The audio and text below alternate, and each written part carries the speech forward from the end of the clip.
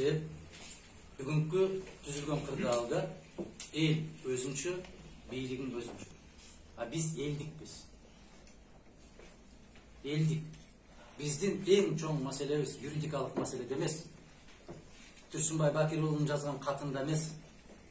100 000 деген адамдар кат жазып атат, кайрылып атат. 200 000ден ашык биз кол топтогонбуз. 200 000ден ашык. 200 000ден ашык.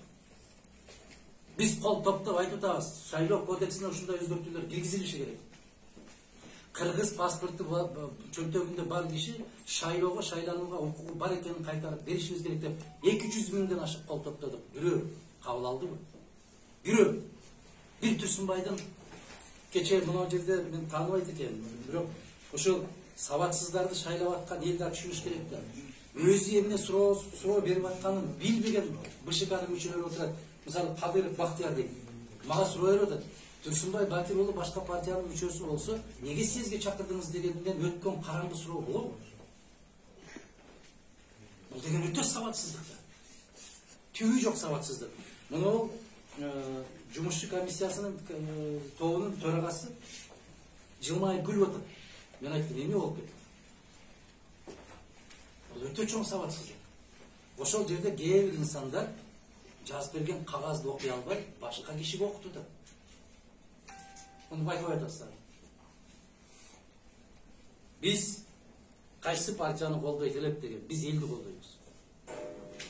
Эгерде биз башка партияны колдогон болсок, же башка партиялар бизди колдогон болсо, мына Кыргызстан коммунисттер партиясы сыяктуу, Союз СССР партиясы сыяктуу, дагы бир топ могул эркин Кыргызстан партиясы сыяктуу бизге келмек. Жигиттер баратасыңар, келгиле кол кабыш кылалы, чогуу баралы, чогуу ушул тартипти орнотолу демек. Бирде партия келген жок. Эмне үчүн? Кээ бир келген кишилер заматты ойт берди. Эмне үчүн? Себеп аларга телефон чалынды. Кээ бир кишилер биз менен барам деп койгон ниетин билдирген үчүн бүгүн аябагандай чоң маселелер жаралып атат. Салык маселеси жаралды алардын үстүнө, укуктук маселелер жаралып атат.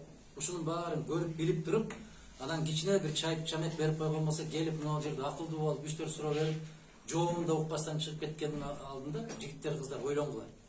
Бул Масалиев, Субаналиев, Мадумаров, Кадырбеков же баягы биздин партиянын талапташтарынын келечеги эмес. Бул баарыбыздын келечегибиз.